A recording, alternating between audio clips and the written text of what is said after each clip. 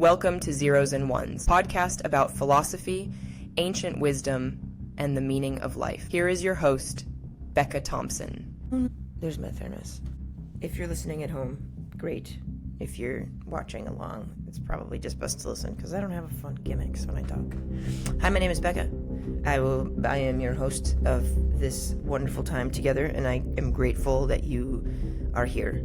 I like to talk about things that I've learned, and I like to hear back from people. I've tried to do some of these live, but I just have a lot of different things in life right now where that has become challenging. So we're just gonna record this. But hopefully I get feedback from people in commentary, and there are some people that I need to connect with.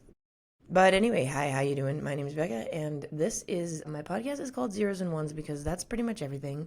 0 or 1, the empty or the all, the existence or the, maybe the lack of, there's no such thing but existence, there's just existence. But that's why it's called Zeros and Ones. And we're going through my book, the biography of all things, piece by piece.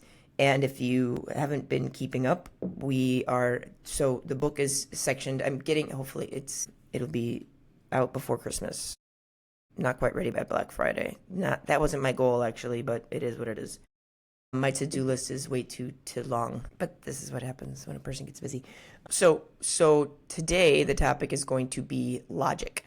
So the book is based in Fibonacci numbers backwards, which if you don't know what the Fibonacci sequence is, it's the golden ratio, the golden section, Fibonacci. We talked about it in the first episode about how Fibonacci gets credit for it because he brought it to the West, and Fibonacci is son of Bonacci, and he was a merchant, Leonardo da Pisa, not Leonardo da Vinci, because does from, so Leonardo from Vinci versus Leonardo from Pisa.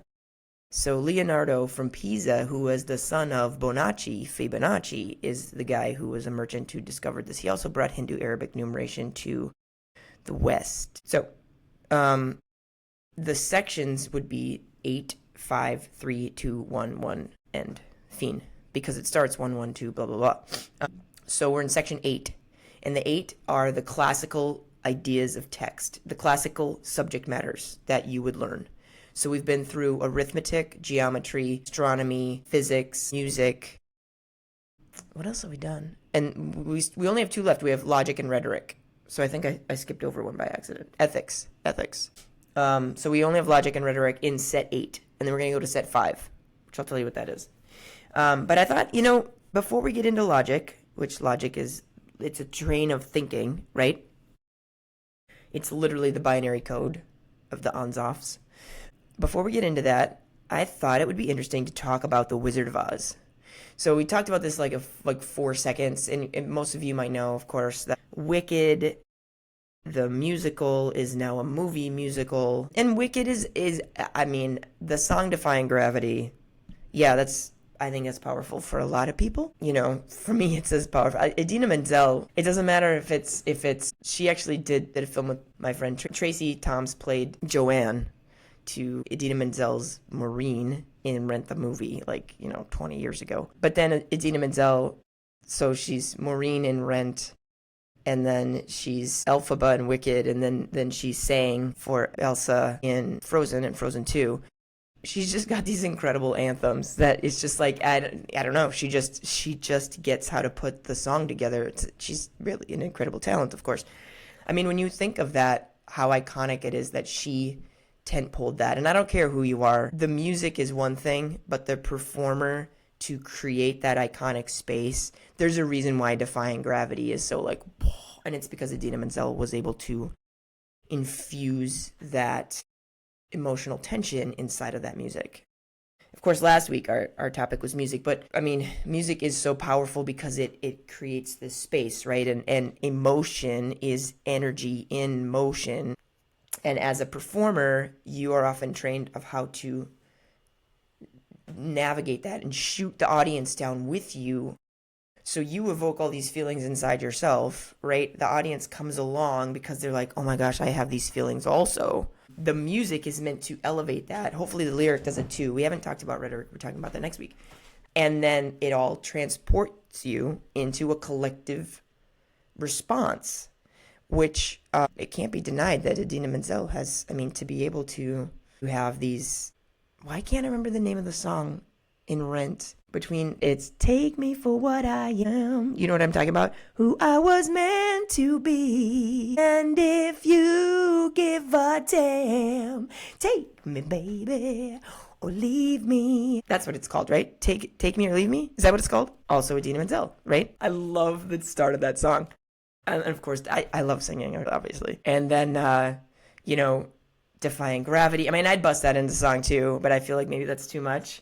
And then, oh my gosh, for me personally, the anthem from the first Frozen, but now I can't think of that because I'm thinking of Into the Unknown, which also I love. And also, Frozen is esoteric wisdom, by the way, as is The Wizard of Oz, which is why I'm talking about this. I have all these songs in my head right now. Like, it's literally just, it's like we talked about in music last week, right? About like the humming of the strings and the tensions of the, and you can create all that right in here. In the beginning was the word. We're going to talk about that with rhetoric. In the beginning, God said, let there be light. I get so excited. I'm banging my microphone. Hello. Sidebar, all there is light. That's all there is. We talked about that a little bit with physics. But again, my point in doing all of this is to help put you on the path, the yellow brick road, like Dorothy. So let's talk about, just for a second, the esoteric wisdom of the Wizard of Oz. So Wicked totally rebrands that, right? And that's not the Wizard of Oz. So I'm not going to talk about any esoteric wisdom in Wicked. I actually, don't get mad at me, I know the music, but I've never actually seen the show because I was really poor for a long time, and then I had a baby, and you know, like time happens, and I look forward to seeing it live. I also look forward to seeing the movie, but I have not, just because of life stuff that happened for me. But at that time it was like a big thing, right? So I can't speak toward that story if it maintains any of the esoteric wisdom. But so let's think about Dorothy, okay? So we've all seen Judy Garland, right? Somewhere Over the Rainbow. Okay. That song also, so rainbow is the kaleidoscope of light. Somewhere over the rainbow, right? So we dream of going. Okay, I'm trying to explain what the story, right? I mean, I personally actually feel this too, but like we dream of that somewhere that is outside the framework of the physical reality of light that we are entrapped in. That somewhere over the rainbow. The rainbow is light, okay? Somewhere over the rainbow, what's the next word? There's a land that I've heard of once in a lullaby. Yeah, the land that you've heard of is your true spiritual self. So Dorothy, so I'm just gonna say things. You can agree with them or not. I've done some research on this. I've stumbled upon things. So here's the story as I will try to tell it to you as best I can. But again, you can take what you know and what you're like, Thompson, no, right? But don't shoot the messenger because this was written before my parents were born. Okay? All right, thank you very much. So Dorothy is us, okay? Dorothy is the symbol of humanity and childlike wonder of what is this place, what is going on, right? And wanting this bigger life, yearning for this truth of this wisdom, right? Somewhere over the rainbow. Toto is like her intuition, okay? So she's the childlike wonder. Toto is her intuition. And the mean Mrs. Crab is like the world trying to kill and destroy your intuition with which to then encapture and terrify the inner child. So she goes into Oz, right? She enters into Oz, and the whole like east and west, that is us literally chasing the sun, okay? But north, Glenda the Good Witch, is north because true north points us back to this toroidal field of Polaris. And it's like literally like that's like your true north because north is the direction that is always going to lead you correctly. That north is what we literally do things by, but east and west aren't as easy to ascertain. Read, if you want to, read a book called Longitude by Davis Sobel. It's absolutely fascinating, of the making of a clock, that like a timepiece that could go against Greenwich Mean Time for sailors. It'll blow your mind, because you'll be like, holy cow, these are problems that humanity has already solved that we just don't even think about. But it makes you realize, excuse me, how important the clocks were. It's a whole thing. Anyway, so that's where the east-west kind of comes in, right? And west is the ultimate darkness, because west is where the sun sets, and west is a symbol of death. So Dorothy, in her childlike wonder, defeats death like immediately, right? But now she's confused. So Glinda, the North, tells her to follow the yellow brick road, okay? So that is the path of enlightenment. But like I have been saying, like my whole book is, like I've been trying to explain that even the narrative of Jesus Christ is that it is a path that you have to walk, right? That's something that as a little kid used to always bother me of the Wizard of Oz, is that I was like, I'm a little kid, maybe you felt this way. I'd be like, if Glinda knew that all she had to do is knock her heels together, then why didn't she just tell her the moment she saw her? Why did she make her go on this walk? Because it's about the journey. It's about what you learn. That's the entire point. So right away, Dorothy she's surrounded by the Munchkins, right? And the Munchkins are like, again, the children, the childlike innocence of, let's go on this path together. We encourage you to walk this beautiful golden path. And that is a ton of that. I believe it's Buddhist. It's definitely Far East, like religious traditions or spiritual traditions of like the golden path. Like you can find this in fairy tales over and over and over and over again. So Dorothy's on the path with her intuition, her childlike self, and her intuition, which is Toto, right? So it's the story of humanity. So the first person she runs into is the Scarecrow. Well, the Scarecrow is not only, if I only had a brain, right? Needs the brain, right? We need to use our brain. But also, he is the vegetable body, okay? Which, I hope I get this right. So, when someone is brain dead, this is what we do in hospitals and medicine. What do we call somebody who's brain dead, but their heart is still beating? We call them a vegetable. There's a reason for that. Because the vegetable body is like this stringy, tensile, like you're there, but you're not there. You're not in the physical form. And in wisdom traditions, that was the first manifestation of the earth, of the form of what we are. So the vegetable, in order to proceed in life, needs a brain, because if you're brain dead, you're a vegetable. So the straw man needs a brain. So he's going to come with Dorothy because now he's like a tool in her tool chest. But again, who is it that finds all these things? It's Toto on the path, right? Toto notices. Next, we run into the Tin Man, right?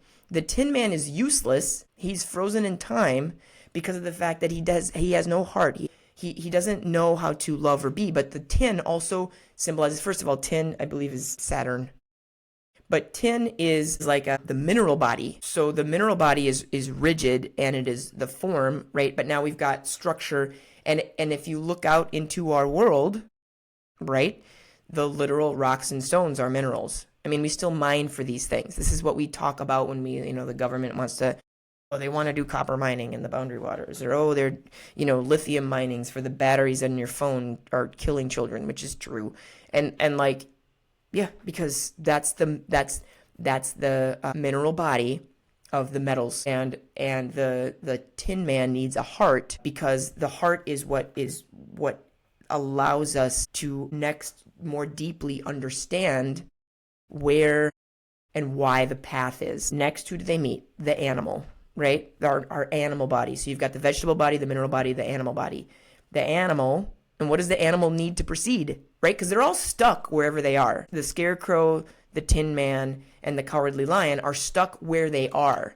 What do they need to proceed? Right? That Dorothy encourages them, and her intuition finds it every time, right? And they're on the yellow brick road. Don't leave the yellow brick road. Follow the yellow brick road. Follow the yellow brick road. Follow the yellow brick road. Right? Again, this is I can't take this journey for you. I can't run the marathon for you. I can't climb the mountain for you. You do that for yourself, right? So the cowardly lion needs courage, because you need courage to proceed. And honestly, just as sidebar editorializing, I think that's the hardest part for people in our world. It takes courage to follow the path and not get sidetracked into whatever it is that the Wicked Witch of the East wants. So they go down the path. The Wicked Witch of the East is, constantly trying to thwart them. She's got her plans. That is the world, okay?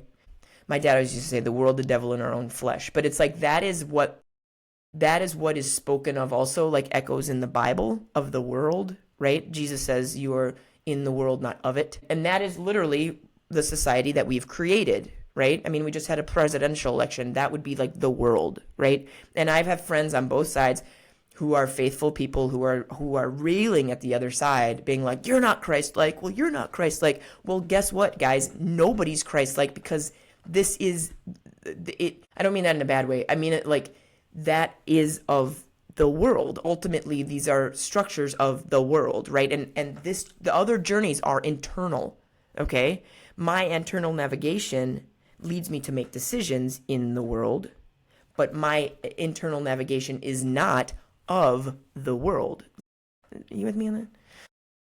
So Dorothy keeps going, and ultimately she gets, right, she's sidetracked by the poppies. That is another, which talk about a, prescient, the opioid addictions. I mean, poppies are opioids. So she follows the yellow brick road, the golden road, the golden thread, the golden string. And then she gets to, where does she go? Emerald City. Okay, now Emerald, Emerald echoes to the Emerald Tablets, which is Egypt. So, and the ancient wisdom of Thoth or Hermes Trismegistus or whomever, I don't know who wrote it down, but it's like this idea of this ancient wisdom. And that is what she's heading toward, right? This utopia of wisdom. But what does she find when she gets there? She finds, again, a charlatan terrifying the people with not wisdom, right? Not wisdom. So she's gone on this journey only to be disappointed. But what does her intuition find? Toto again, right? Toto's the one who unmasks the wizard. The big, scary, great, and powerful Oz, right? Toto finds the man behind the curtain. It's just a man. He also doesn't know what he's doing. And then Dorothy actually becomes the most knowledgeable person because she followed the path and she started to understand. And in that moment, she was able to set everybody free because she unmasked the wizard as just another man on the journey, right? And in that moment is when Glenda comes back, right? The goodness, the true north comes back. And basically the journey is complete. And says, and P.S., the Wicked Witch, that was extra Hollywood. That's not in the original story. It's not as big of a deal. But there is the constantly trying to thwart you from your own internal wisdom, right? So that moment, Glenda comes back and then says the truth, which is you could have gone home anytime you wanted. All you had to do is click your heels. And it was the point of that is that you can go back to the beginning anytime, right? But it's what happens on the journey that allows you to appreciate coming back. So then Dorothy, desperate to just be with her family, desperate for Kansas, desperate for this, she's got her friends now, but realizing, and then of course, the actors are all the same because she realizes those journeys were all, I could cry talking about it now, they were all part of what she needed to learn, right? They were all already there. So she comes home, right, waking up from the tornado, the cyclone, which, by the way, the Taurus, the cyclone, and is just, oh, Auntie M, I never want to leave. There's no place like home. That is the human experience encapsulated in a singular story. And of course, Wicked is not that story. I get it, because Wicked's about the witches. And Wicked goes on about, can the Wicked Witch have redemption? The thing is that in the original story, it was never about the Wicked Witch. That wasn't necessary. She was just a trope for the narrative of Dorothy. So I find this fascinating when you unwrap children's tales that you grew up with. Pinocchio's another one. Pinocchio's like, what? Snow White. It blows my mind when I hear them, when I have heard them broken apart of just what that is, like what that really is trying to speak toward. Because it's like Jesus says in the Bible, those who have ears, let them hear. Those who have eyes, let them see. And again, as a child, I didn't understand what that was meaning. But what it means is if you can get it. And if you don't, it's just a story. It's just a story, right? Because we each have to figure it out for ourselves. Nobody can force this down your throat, ever.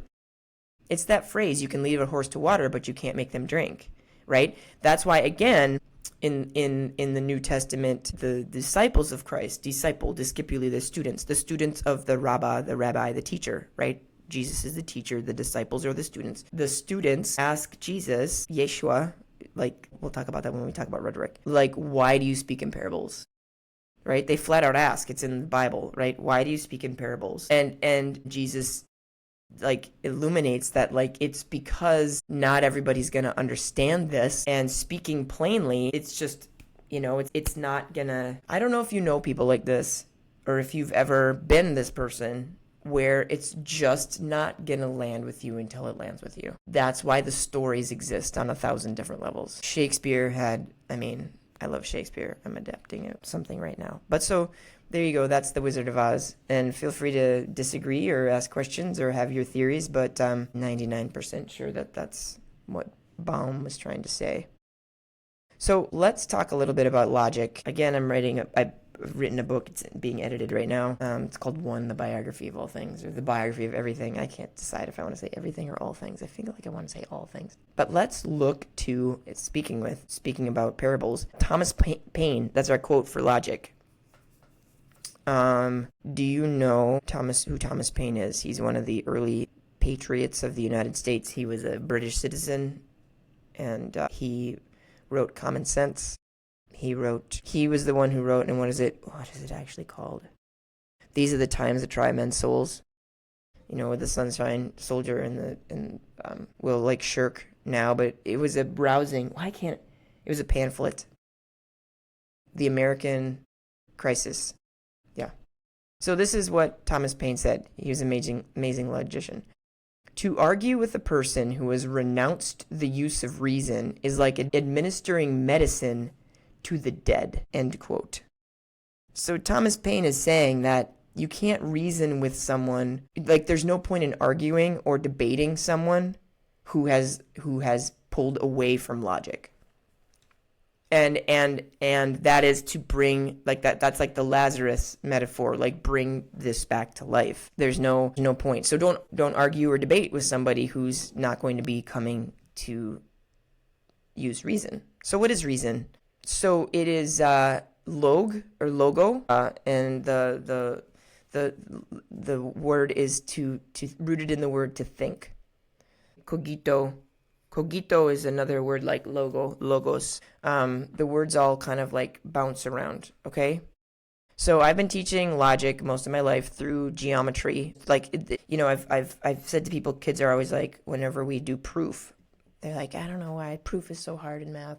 Proof, the reason why you learn it in mathematics is where else are you going to learn it? That's where the original thought is, because when you use proof with like a triangle, it's a very tangible shape that you can see, right? I'm going to prove this is a cube. Okay, well, how do we do that, right? And every single proof involves assumptions, simple ones. In mathematical proof, in mathematics, there are things called postulates, which are just have to be considered. They are just, you have to assume them to be true. And then there are things called theorems, where we get theory. There's also sometimes called a lemma, which is something that then can be proven from the postulates. So there's always going to be that level of, we have to establish what we're talking about. It's really interesting because when I ask people to define words, sometimes depending on the context, people will get hostile. And I just want to say, well, I can't have a conversation about what this is unless we do define words, because we have to know that we're in sync, right, of what we're talking about. So this is the reason or the word in ik is pertaining to, so logic is pertaining to reason. And of course, John, in the Gospel of John, it starts out, if you're a person who reads the Bible and has read the Bible, it starts out, in the beginning was the Word. It's a play on Genesis, right? Play Genesis. So it's like a recreating of the world. And the Apostle John, the disciple John, the student John, says, in the beginning was the Word, and the Word was with God, and the Word was God. But Word is the translation, is the logic, the logos. So in the beginning was the Logos, and the Logos is God, okay? Now, this is important. We've already hinted at it in some of our stuff that, like, the word God, which we're going to talk about in rhetoric and language in the next time, God is really a guttural plosive that has iterated from Yad, which is the Hebrew letter 10, which is the 0 and the 1, which is 10, okay? And that's where we get the word God. So what I've said this before, and it's an incredibly personal question. People don't want to answer, what does God mean? And people might give you, it's an incredibly personal answer. And most people actually, they will struggle to tell you, because I ask this question a lot. And it's essential to define, because people will say God this, God that, and I now know what I think I know what they mean when they say that, but it doesn't necessarily mean that I do. So the Gospel of John the Apostle, John the Divine, one of the 4 Gospels, which says logic is God. Logic is Yad. So the 0s and the 1s of binary code is actually God. That's the way I interpret that, because it's an equation. In mathematics, the word is the equal sign. 5 is a pentagon. If you're talking about a polygon, yes, 5 is a pentagon in the realms of polygons, right? 5 is pent, right? The is the equal sign. So when you say the word was with God and the word was God, the word, the logos was God. It's okay. I think these are terrible translations, because past tense should not exist, because it all is. Time is a construct that we live in, going back to Dorothy, in our vegetable, mineral, animal body, but it is not the full wisdom of somewhere over the rainbow. So when you talk about was, just take it as is. It's not a past tense, it is. Okay? Okay. So let's see, where was I? I've got to look at my notes. So this is like, we're talking about logic. So the basic forms of logic is that if A is B and B is C, then A is C. This is how we string together logical thoughts, right? So A is one specific thing, B is another one, and C is another, and so on and so forth, right? So when we're saying things out, that's always what we're trying to do. So we're trying to link A to B, then we link B to C, then from that we link A to C, right? QED, by the way, if you ever see this at the end of a proof, QED. In fact, Richard Feynman, this brilliant physicist, has a book called QED. It's quod erat demonstratum, which means literally from Latin, that which was to be demonstrated. Meaning, I have demonstrated it, thus it is proven. So again, people say like, follow the science. I believe in science. I believe in science. What is that? Tell me what that is. Because it's like, can you do a cartwheel? And then you go and do the cartwheel and you're like, see, little kids doing that stuff, can you shoot a 3-pointer? Foof. Did it, right? That's basic proof. That is basic proof. But when you do it on paper with math, we have these symbologies that we're trying to like string people along inside their mind. This leads to this, which leads to this and this. Therefore, this is that. Therefore, this thing that we wanted to think was true is true. Or therefore, this thing that we wanted to think is true is not true, and because I've demonstrated the opposite, which is proof by contradiction. Okay? So there are a few rules of logic. It's there's a blanket foundation. All foundation of logic is the A-B thing is if A then B. Okay? If blank then blank. Okay? If daylight then daytime, right? Or if sunlight then daytime, right? If moonlight then night. Well, it's not, that you could say, well, I see the moon during the day. Okay, there you go. There's a contradiction, so we have to refine our statement. Okay, so there's essentially the law of syllogism, the law of detachment are basically how we talk about this, and we talk about the statement, the inverse, the converse, the contrapositive. So if you said if A then B, the inverse is if B then A. If they're both true, it's called A if and only if B. So for example, if a polygon has 3 sides, then it's called a triangle. Then it is a triangle. If a polygon is a triangle, then it has 3 sides. Okay, we swapped them. So then you would say a polygon is a triangle if and only if it has 3 sides. Boom. It's called an if and only if. So if A then B is the statement, if B then A is the inverse, the converse is if not A, then not B.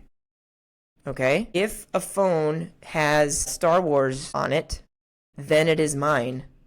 Okay? If a phone does not have Star Wars on it, then it is not mine. This one's actually also mine. That is called the converse. Okay? The contrapositive, which is the best, because it gets people tricky if you know how to do this right, is it's using negations to say a positive statement. If not B, then not A. Okay? So contra is 2 negatives, and positive is that the eventual statement is positive. So if we went back to our, if a polygon has 3 sides, then it is a triangle, you could say if a polygon is not a triangle, then it does not have 3 sides. Okay? We used not, which is the contra, but we got a positive true statement. So each of these could be, you can validate if it's true or not, right? Based on if the initial statement is true. Okay, so let's give you an example. So let's say our statement is, if it's raining, then I'm going to stay inside. Okay? Okay, well, let's say that's true. So if I stay inside, this is the inverse. If I stay inside, then it's raining. Well, that's not necessarily true. I'm inside right now. It's not raining. Okay? So we would say, so the initial statement's going to be true, but the second one might not be. And in this case, it doesn't. And you could give a counterexample. I just did, right? Or when I was speaking about the moon, if the moon is out, then it's night. Well, sometimes the moon's out. That's a counterexample that proves the statement that is false. And you need to refine your thinking. Okay, so now let's do the converse is, if it's not raining, then I do not stay inside. Well, that's also not true necessarily, because again, I'm inside, it's not raining, but I am inside, right? So counterexamples are very, very easy to find in these basic statements, but as we go deeper and deeper, sometimes this is where we refine our statements. We go, okay, well, let's start over. Let's start with something that is piercingly true. This is where mathematics comes in. Okay, so now we'll say, okay, here's the contrapositive. If I do not stay inside, then it is not raining. Which is another way of saying, if I'm going outside, it's not going to be raining, right? And that's probably true based on the original statement. Okay, this is how we define everything in mathematics, and it's how everything is defined in logic, is the if and only if statement, and we call truth statements. But here's the rub. Again, for those of you who have read the Bible, maybe you know this statement in Latin, quid est veritas, which Pontius Pilate asks of Jesus when he's questioning him. What is truth? Right? So we are trying to create that, even as we know there's this, that's again the 0 and 1 of the toroidal. So the if then is the law of detachment. Okay, is then the law of detachment is that if the then is present, then the if is already there. Okay, so for example, you say, if parents are home, then children will behave. Okay, whether that's true or not. And then you could say this about teaching. If the teacher's there, right, and if the substitute's there, so then you say, well, children are behaving. So you say, okay, parents are home. Right? That's the law of detachment, is if you have the then part, you can extrapolate the truth of the if. This is how we do it, okay? So we presume things to be true all the time that haven't been proven, that don't actually make sense. So I'm going to give you one, okay? I know you're probably like, oh, Thompson. This is about doubt. That's it, okay? So we have made an astrological assertion. If the sun doesn't rotate around the earth, then the earth rotates around the sun. But why did we do that? Okay? Why did we do that? Let me say that again. If the sun doesn't rotate about the earth, then the earth rotates around the sun. But are those logically connected ideas, or are they separate, or are they wrong-headed? And you might say, oh, Thompson, you're like going off on different things, but you obviously don't know about the Michelson-Morley experiment, which I'll tell you about another time. Probably should have talked about in physics, but like honestly, there's so much. So sometimes the entire framework is incorrect, potentially. And my personal theory of doing all of this is to allow people a little shred of doubt wherewith they can go on their own yellow brick road, because that essentially is what life is about. So the law of syllogism then is this initial thing that I talked about. If A equals B, B equals C, then A equals C. Law of syllogism is the connectivity of all of these different things. Yeah.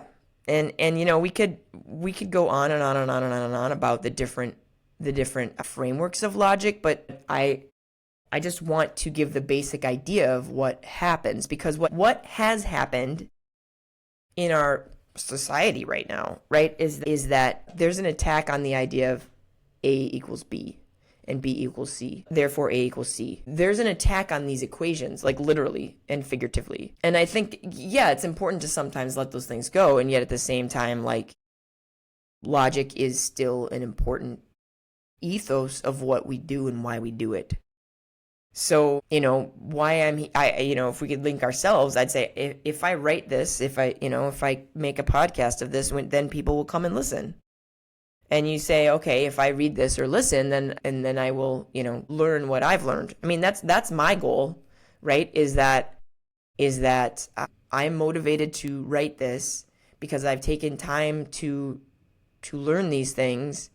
And, I'm sorry, a little bit this here, we're going to get back to church stuff, but like it is, I feel a little bit like in the Bible, there's the man who gets healed and he just runs off telling everybody because he's so excited about what happened. And he's just so excited about what he understood. And I feel like when the penny started to drop for me, I just was like, oh my gosh, people should, like, if I want to help the world, which I do, tell the story, right?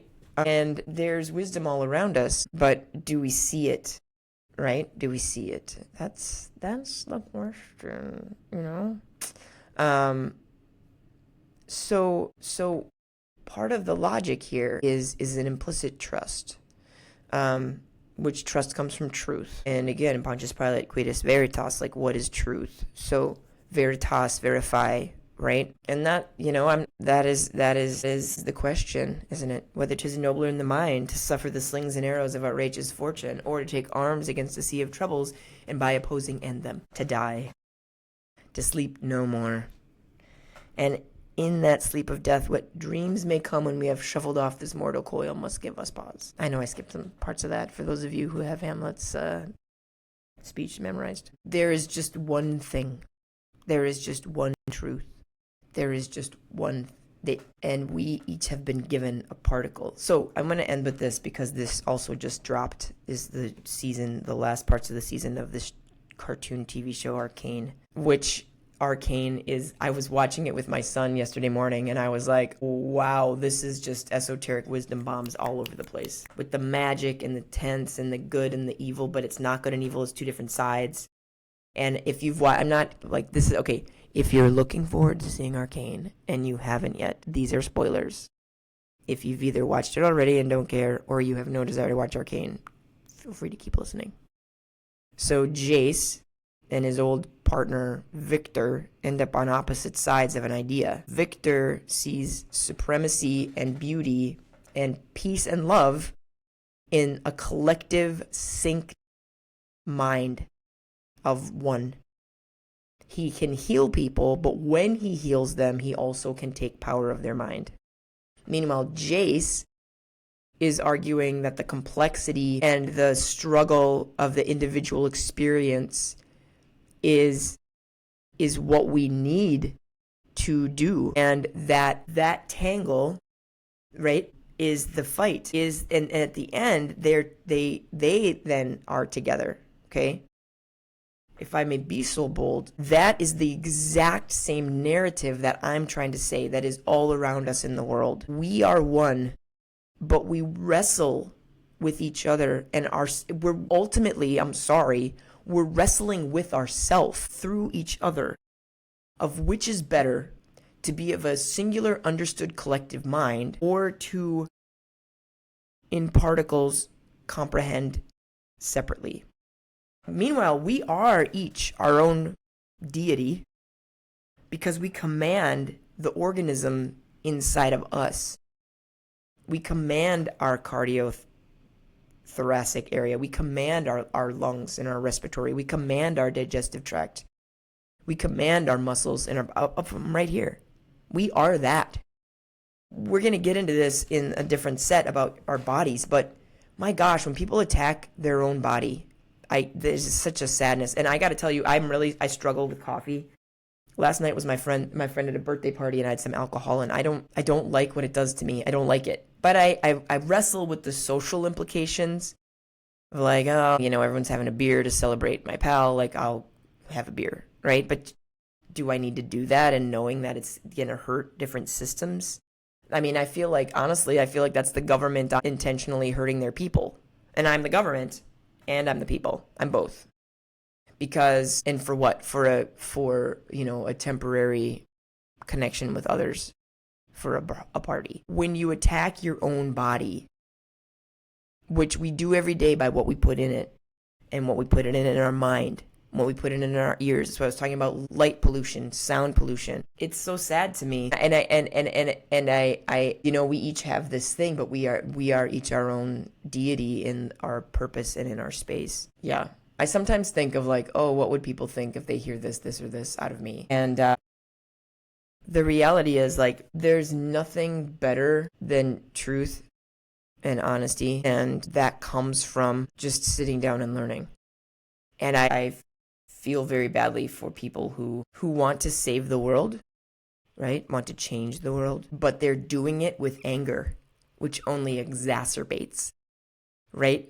You don't change the world with tyrannical anger.